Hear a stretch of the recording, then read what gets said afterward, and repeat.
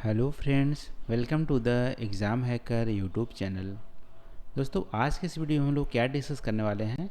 आज की इस वीडियो में हम लोग इस प्रश्न को यहाँ पे सॉल्व करेंगे।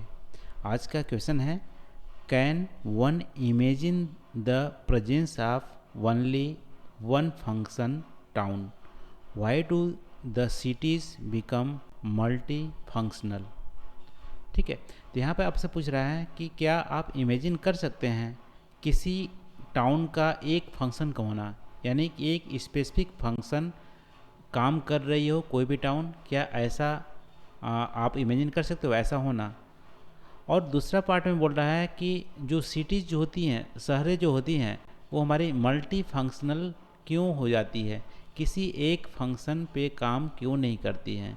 ठीक है, ये आपसे प्रश्न में यहाँ पे पूछ रहा है। हिंदी में आप देखना चाहेंगे तो ये हमारा है, क्या एक प्रकार्य वाले नगर की कल्पना की जा सकती है, नगर बहुप्रकार्यात्मक प्रकार्यात्मक क्यों हो जाते हैं। ठीक है, देखो इसका आंसर आपको सिंपली मिल जाएगा। एक एग्जांपल तौर पे देखते हैं। मान लो एक हमारी एक शहर है। ठीक है, ये हमारी शहर है, एक बड़ी शहर है और ये हमारी सिटीज़ है। इसके अलावा ये जो सराउंडिंग वाले एरिया है, ये हमारी विलेज है, रूरल सेटलमेंट है। ठीक है, रूरल सेटलमेंट है। अब देखो शहर का क्या काम होता है। शहर का दो मेजर काम हो सकता है। एक काम तो हो सकता है कि कोई यहाँ पे स्पेसिफिक प्रोडक्शन करे या सर्विस दे शहर। ठीक है, जैसे मान लो कोटा शहर की बात कर लेते हैं। ठीक है, तो कोटा शहर का क्या खासियत है, वहाँ पे एजुकेशन एक तरह से हब है।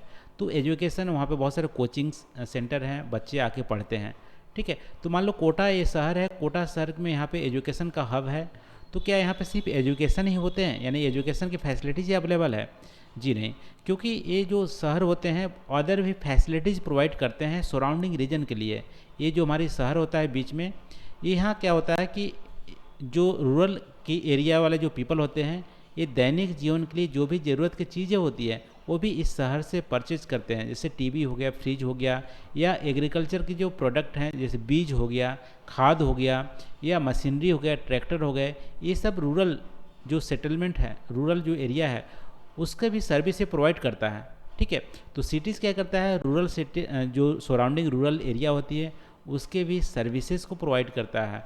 और साथ साथ जो सिटीज़ की जो ज़रूरत की चीज़ें होती हैं जैसे खाद्य, वेजिटेबल, ठीक है, दूध, ये सब चीज़ें भी हमारी सराउंडिंग रीजन से आती है और सिटीज़ भी सर्विस प्रोवाइड करता है।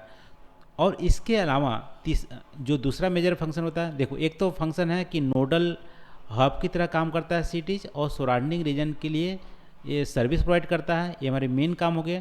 दूसरा काम हो गया सिटी स्पेसिफिक फंक्शन प्रोवाइड करता है। जैसे कोटा के क्षेत्र में हमारा एजुकेशन के लिए जाना जाता है, तो एजुकेशन फैसिलिटीज़ हैं। इसके अलावा कोटा सराउंडिंग जो रीजन है उसके भी सर्विसेज प्रोवाइड करता है। तो एटलीस्ट दो फंक्शन तो किसी भी शहर के हैं ही।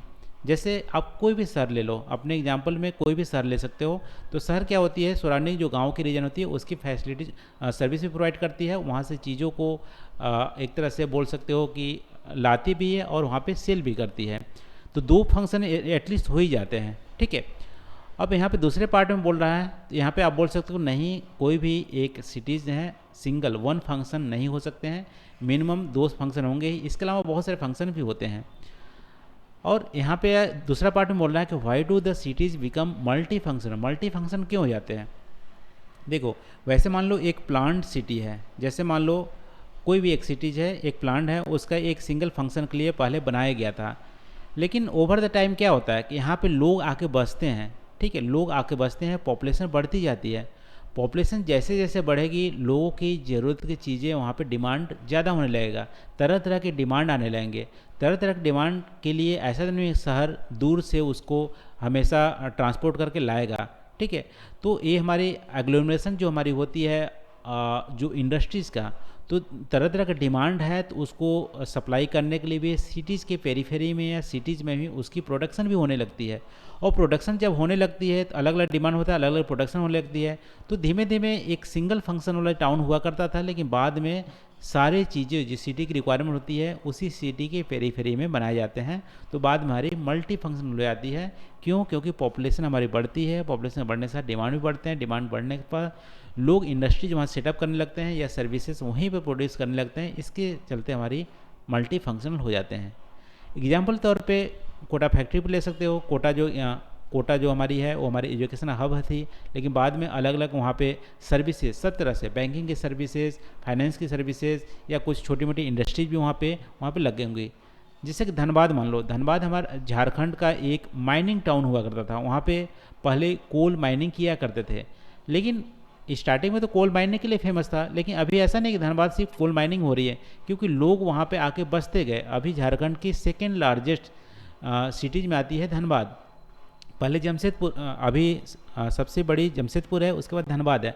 तो धनबाद हमारी क्या है, सेकंड लार्जेस्ट सिटी है। पहले माइनिंग टाउन हुआ करता था, लेकिन अभी सिर्फ माइनिंग नहीं, वहाँ पे बहुत सारे इंडस्ट्रीज भी लग गए हैं। ठीक है, इंडस्ट्रीज के साथ साथ वहाँ पे बहुत सारे सर्विसेज भी आने लगे हैं, बैंकिंग सर्विसेज, फाइनेंस वहाँ पे होने लगा है।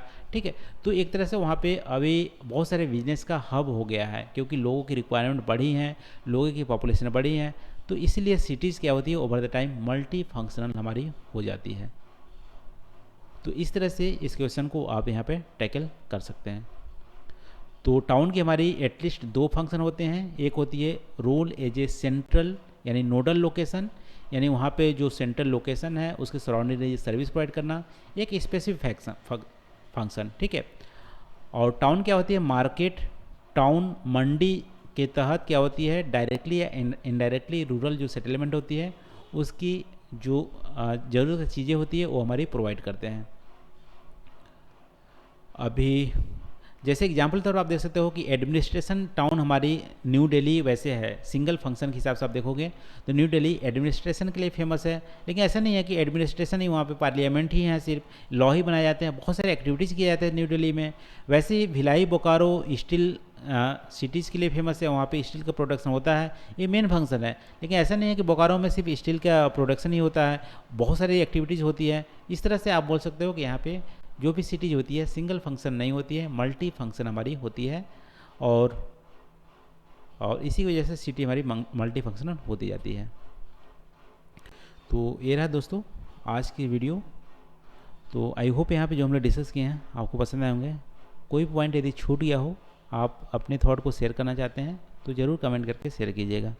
Thank you for watching. मिलते हैं अगले वीडियो में नए टॉपिक के साथ। Thank you.